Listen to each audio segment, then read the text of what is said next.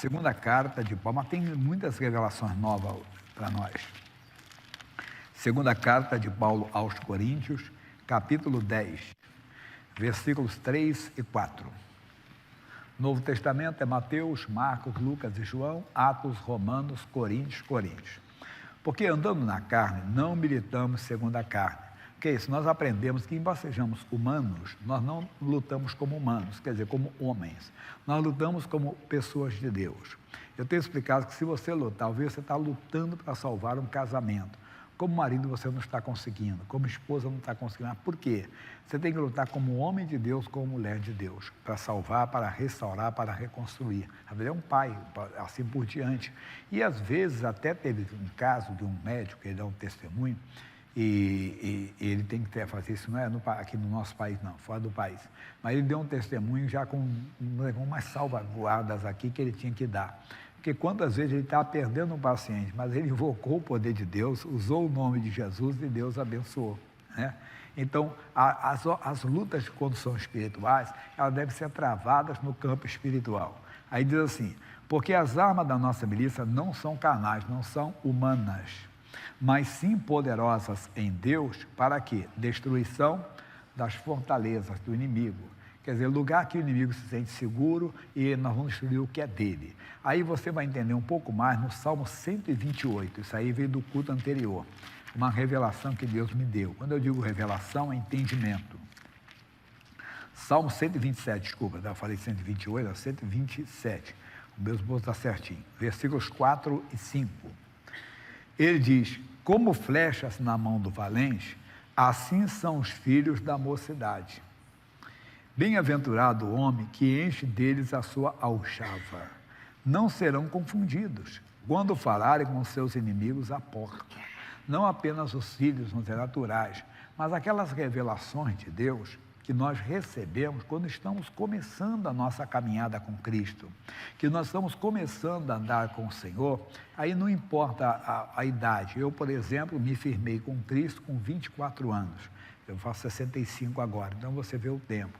Mas tem gente que às vezes é mais cedo, né, garoto, tem gente que nasce no Evangelho, e tem gente que às vezes é um pouco mais. Não estou falando da idade física, é a sua mocidade com Cristo. Quando você conhece a Cristo, quer dizer, quando você, aquelas revelações que Deus te dá, aquilo vai te acompanhar. Eu falei, por exemplo, no meu caso, já expliquei várias vezes, quando eu cheguei na igreja, eu vim do alcoolismo, eu tinha depressão, e a depressão, ela vem acompanhada de pânico e vem acompanhada de confusão na mente, conflito nos pensamentos. Coisa que você nunca vai acontecer, mas tem medo que aconteça. Sua mente imagina que aquilo pode acontecer, mas que nunca vai acontecer. Mas você tem medo daquilo. Então, esse conflito na mente.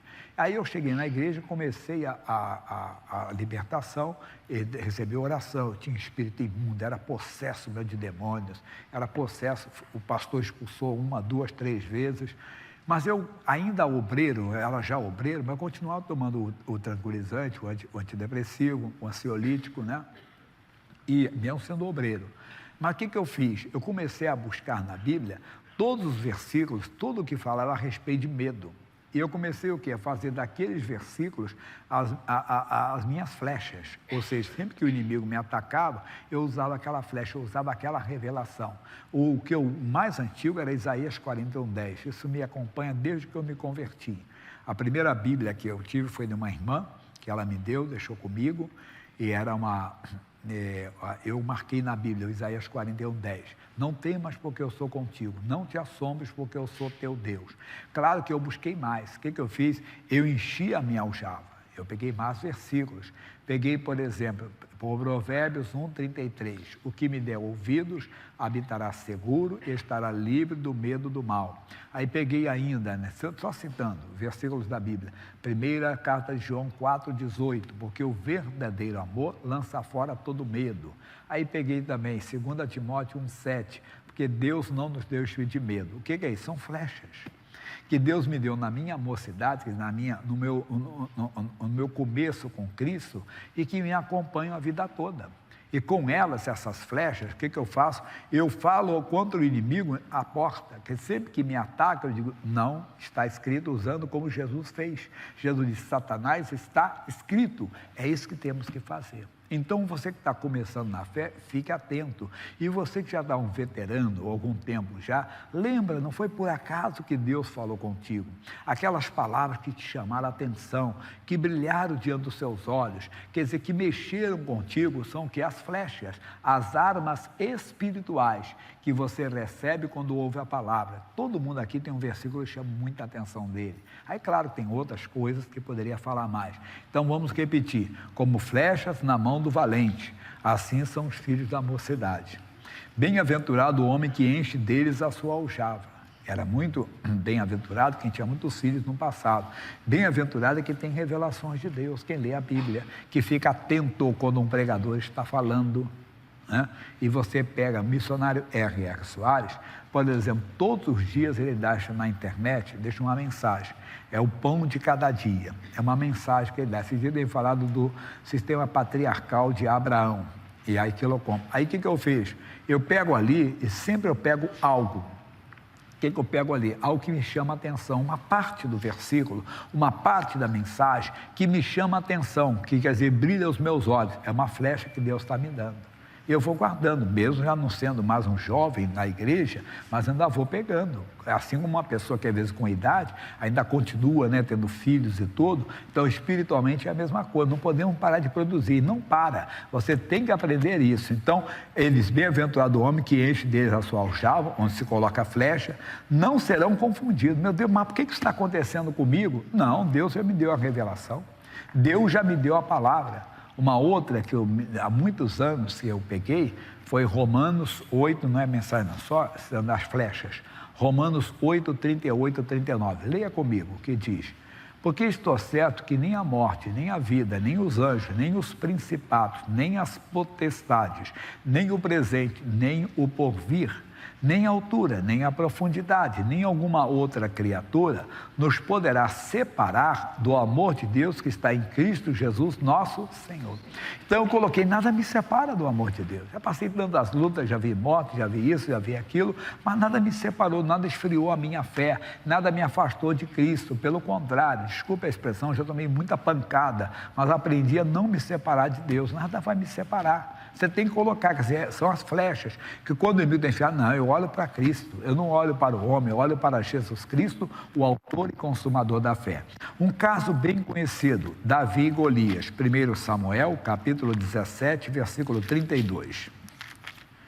1 Samuel 17, 32.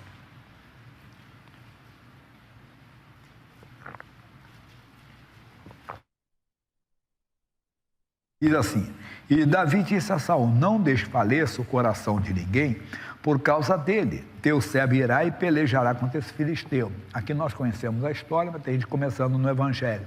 Davi foi levar comida para os seus irmãos e foi saber a notícia da guerra. Quando ele chegou lá, ele ouviu vários desaforos desse homem chamado Golias. E foram 40 dias. Porque o Golias, ele teve um plano, disse para os povos de Israel, os soldados. Pessoal, israelitas, não briguem todos conosco. Tirem um homem de vocês para lutarem comigo. Aquele que vencer, a sua nação será vencedora. Quem ia enfrentar aquele grandalhão de aproximadamente 3 metros? E ninguém ia. Todos foram 40 dias, todo dia ele ia lá no vale, né? De um lado estava Israel, em um monte, do outro lado os filisteus. E ele descia e falava, cadê o homem? Não tem homem aqui não? E cadê o Deus de vocês? E começou até a afrontar a Deus. Quando Davi ouviu aquilo, disse, mas ninguém vai fazer nada? Disse, quem vai fazer alguma coisa? E alguém disse, ali o rei falou, se alguém lutar com ele e vencer, não vai pagar mais impostos em Israel. E também ele vai ser genro do rei, porque o rei vai dar a filha dele em casamento. Isso aí, então é comigo mesmo, Davi falou. Aí o Davi se ofereceu. Quando foi falar com Saul, Saul não entendeu. Por quê? Ele diz assim, porém Saul disse a Davi, quanto a esse filisteu, não poderás ir para pelejar com ele, pois tu ainda és moço, e ele homem de guerra desde a sua mocidade. É verdade. Olhando para o Davi, olhando para o homem, era desproporcional. O Davi era um homem em formação, o historiador fala em 18 anos, e o homem já estava acostumado a guerrear. Davi, isso ia ser um massacre. Então Davi disse a Saul, teu servo apacentava as ovelhas de seu pai, e vinha um leão ou um urso, e tomava uma ovelha do rebanho, Eu saía após ele, e o feria, e a livrava da sua mão.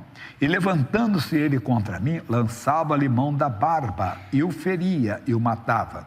Assim feriu o teu servo o leão, como urso. Assim será esse incircunciso filisteu como um deles, porquanto afrontou os exércitos Deus vivo. Na hora, entenda bem que o que o Davi está contando, eu gosto de falar isso aqui, que o Saul deve ter pensado, me deixaram um maluco falar comigo. O maluco está dizendo que matou um leão, que matou um urso.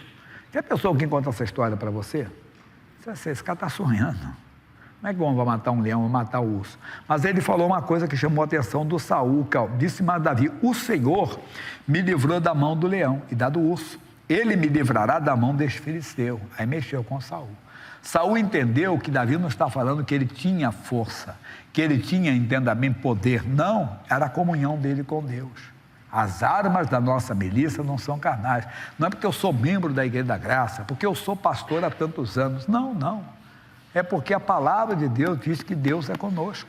Porque a palavra diz: se Deus é por nós, quem será contra nós? Porque a palavra de Deus diz que os impossíveis aos homens são possíveis a Deus. Isso é que te dá força.